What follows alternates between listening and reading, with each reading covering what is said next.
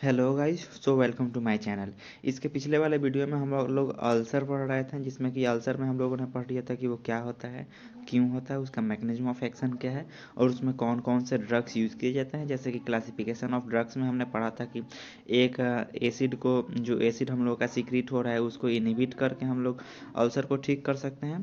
दूसरा हम लोगों ने पढ़ा था जो एसिड हम लोगों का सीक्रेट हो चुका है उसको न्यूट्रलाइज करके एंटी एसिड दे के हम लोग उसको ठीक कर सकते हैं। तीसरा, अल्सर को प्रोटेक्ट करके उस पर एक लेयर चढ़ाकर उसको कोटेड करके हम लोग ठीक कर सकते हैं। और चौथा था जो एंटी एच पाइलोरी एजेंट दे के हम लोग अल्सर को ठीक कर सकते हैं।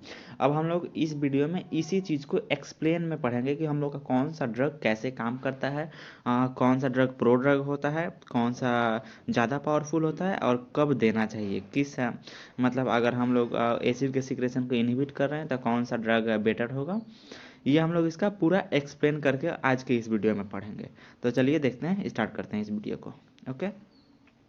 तो अगर आप लोग मेरे चैनल पर नए आए हैं तो प्लीज़ चैनल को सब्सक्राइब कीजिएगा और वीडियो को लाइक कीजिएगा अगर पसंद आए तो। ओके।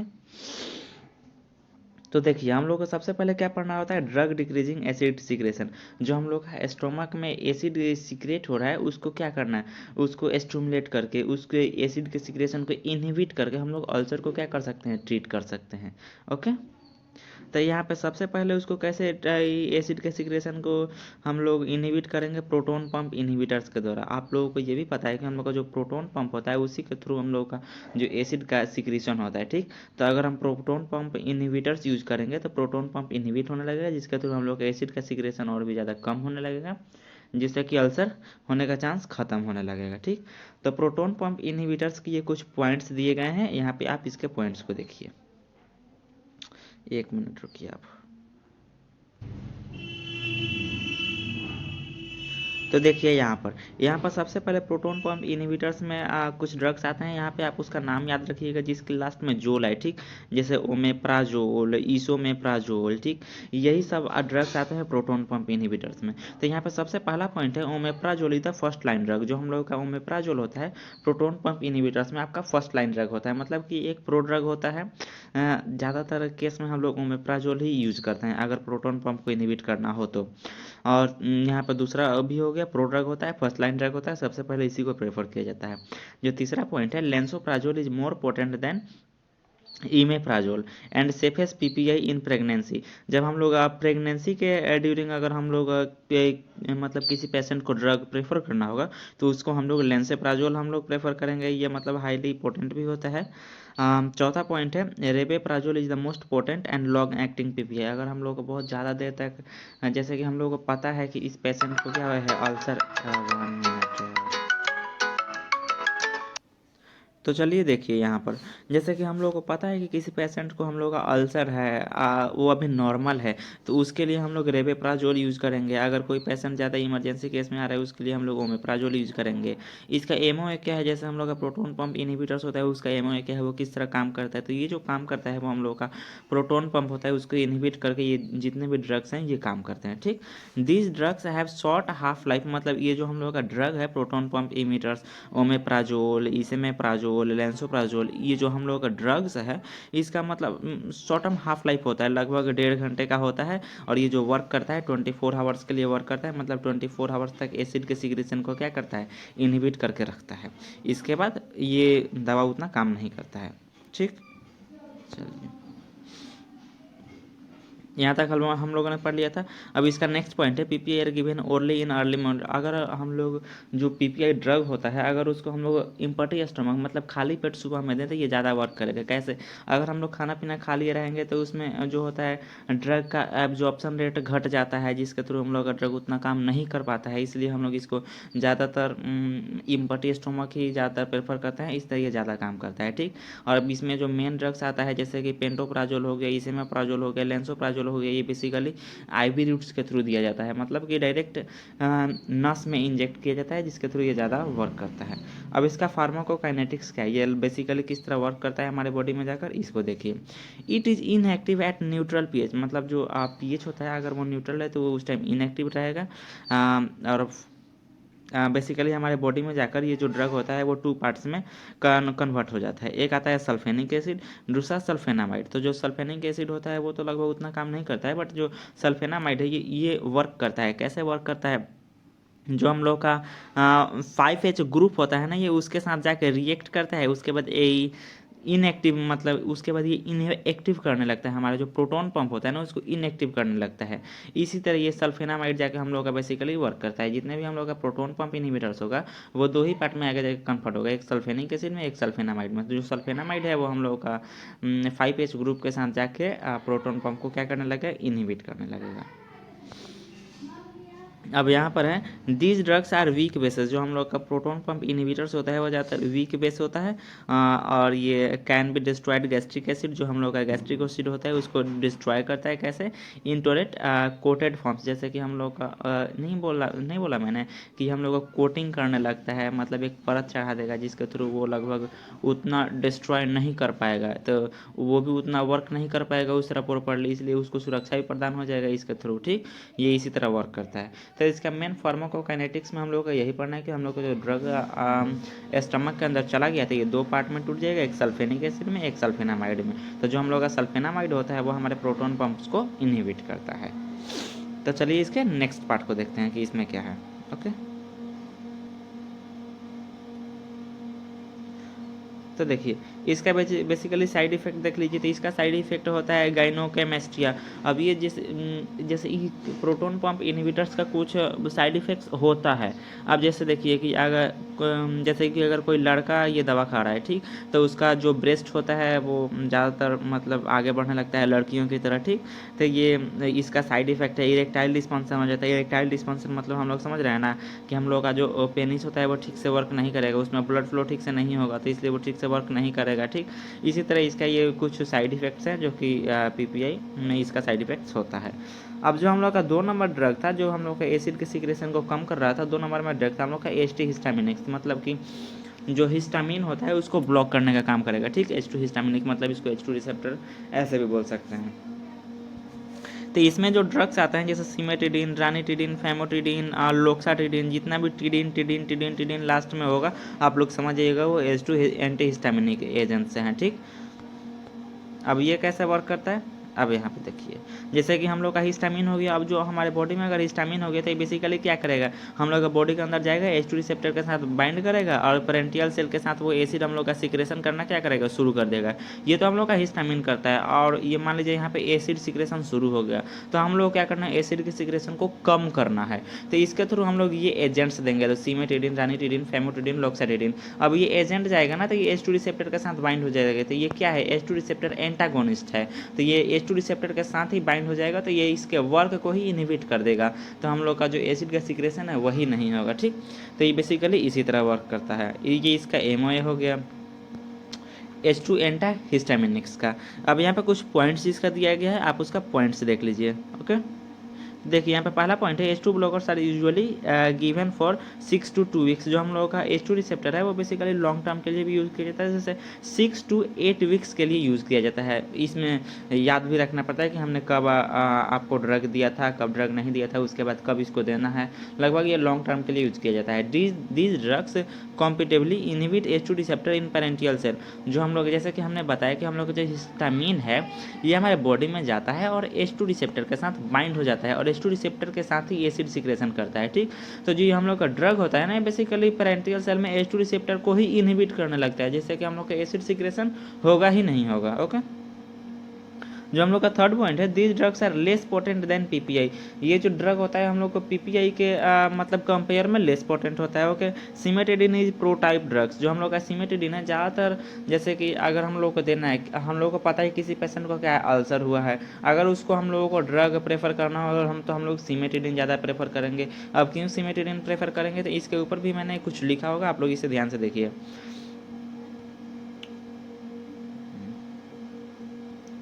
चलिए देखिए, सिमेटिडिन इसका प्रो टाइप ड्रग होता है। ठीक, इसके बाद आता है रानिटिडिन। यहाँ पे मैंने लिखा है 5 टाइम्स।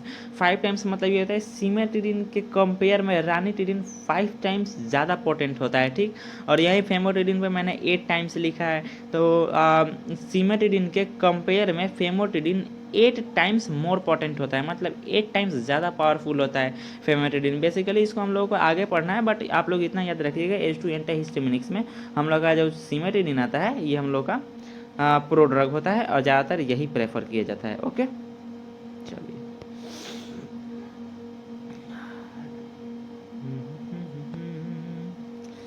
यहाँ पे कुछ आवाज़ आप लोगों को सुनाई दिया होगा, बेसिकली इसके लिए सॉरी, थोड़ा बहुत यहाँ पे प्रॉब्लम है ही, अब क्या कर सकते हैं, है तो ओके चलिए। अब यहाँ पे सिमेटिडिन इज प्रोटाइप ड्रग ये हो गया। अब इसका नेक्स्ट पॉइंट है the selective H2 receptor antagonist agent should possess, क्या है यहाँ पे, हाँ, imidazole for it minimum activity.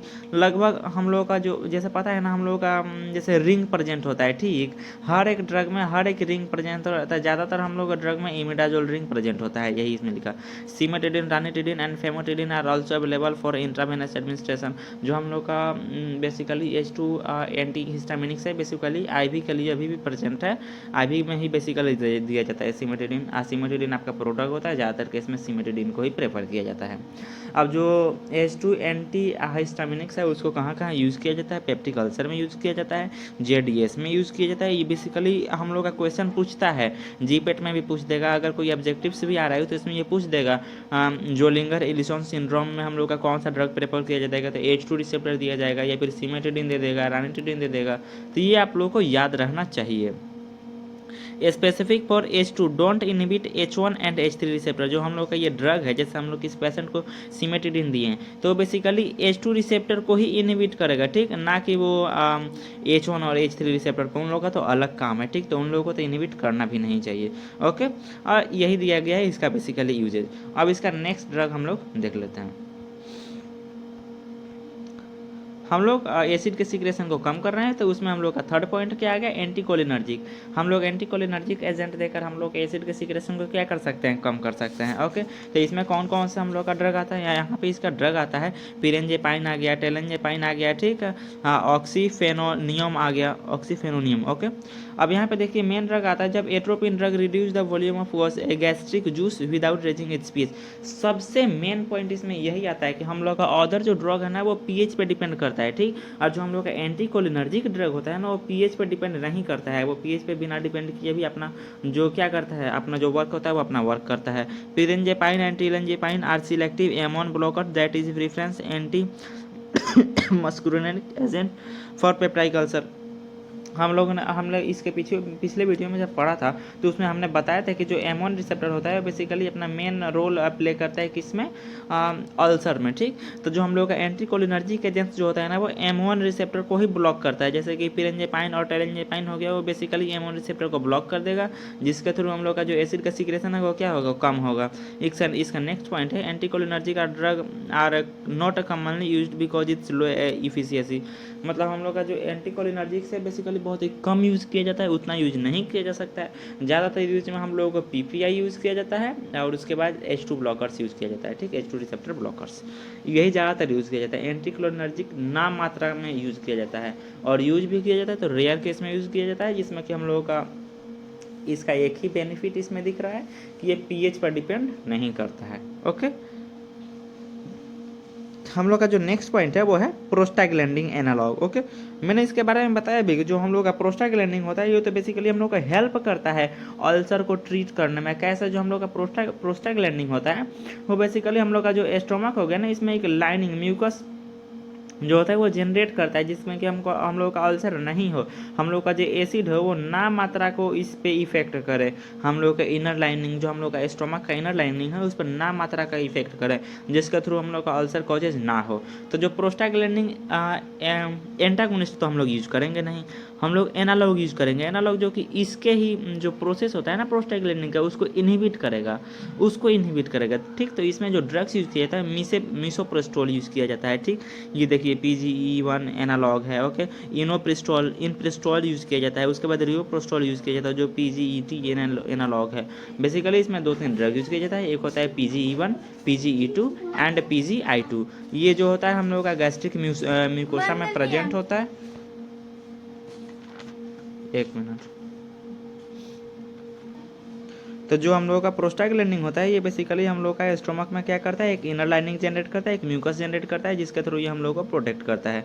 अब कैसे प्रोटेक्ट करता है, यहाँ पे दो तरीके से इसको प्रोटेक्ट करता है। एक होता है इनहिबिट एसिड सिक्रेशन, जो हम लोग का स्टोमक में एसिड सिक्रीट हो रहा है उसको इनहिबिट करके, उसको डिक्रीज करके, और दूसरा promoting mucus and H2CO3 secretion, जो हम लोगों का म्यूकस मेम्ब्रेन है जो हम लोग का इनर लाइनिंग पे प्रेजेंट होता है उसको क्या करता है, प्रोमोट करके उसको और भी ज़्यादा बढ़ाकर प्रोस्टाग्लैंडिन क्या करता है, अपना मेजर रोल प्ले करता है इन अल्सर। ओके, अब यहाँ पे एक इंपॉर्टेंट पॉइंट दिया गया है, वो होता है मिसोप्रोस्टिल के बारे में। तो जो हम लोग का मिसोप्रोस्टिल होता है बेसिकली ये ऑब्जेक्टिव पूछा जाता है, जीपेट में भी पूछा जाता है या फिर अदर ऑब्जेक्टिव में भी पूछा जाता है। जो हम लोग का मिसोप्रोस्टिल होता है बेसिकली अल्सर में यूज होता है, बट कैसे, जो नसेड इंड्यूस्ड अल्सर होता है ना बेसिकली उसमें हम लोग का मिसोप्रोस्टिल प्रेफर किया जाता है।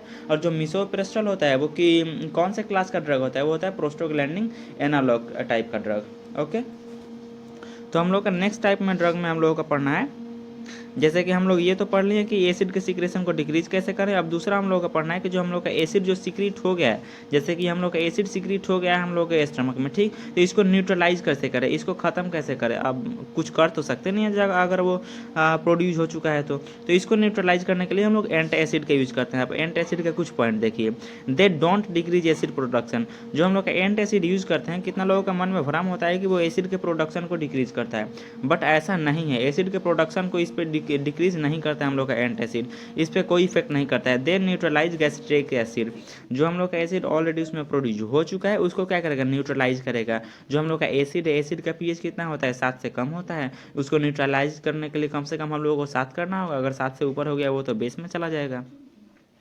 ओके, तो हम लोगों को न्यूट्रलाइज करने के लिए कौन सा यूज़ करते हैं, एंटासिड यूज़ करते हैं। जो एंटासिड है वो वीक बेस होता है डेट न्यूट्रलाइज गैस्ट्रिक एसिड। अब हम लोगों का मान लीजिए कोई सब्सटेंस है वो हम लोग का एसिड है, अब उसको न्यूट्रलाइज करने के लिए तो हम लोग न्यूट्रल सब्सटेंस यूज करेंगे नहीं, लगभग थोड़ा बहुत तो बेसिक सब्सटेंस होना चाहिए ना, कि धीरे धीरे उसके एसिड को काटेगा तब जाकर वो न्यूट्रल करेगा उसको, ठीक। तो जो हम लोग का एंटासिड होता है वो लगभग वीक बेस होता है। ओके, इसका नेक्स्ट पॉइंट आप लोग कुछ देखिए।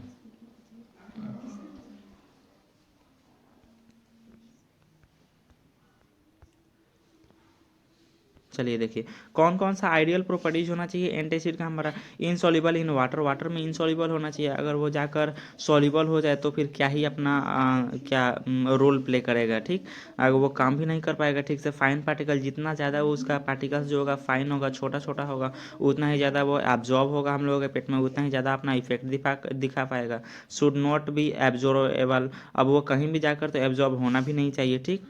शुड नॉट कॉजेज कॉन्स्टिट्यूशन, जो हम लोग का एंटासिड होना चाहिए वो कॉन्स्टिट्यूशन को भी कॉजेज नहीं करना चाहिए, वरना हम लोगों का अलग ही इफेक्ट करने लगेगा। इफेक्ट नहीं करेगा अगर कॉन्स्टिट्यूशन, बहुत ही सारे ड्रग्स का जो होता है वो साइड इफेक्ट होता है, कॉन्स्टिट्यूशन, डायरिया, ठीक।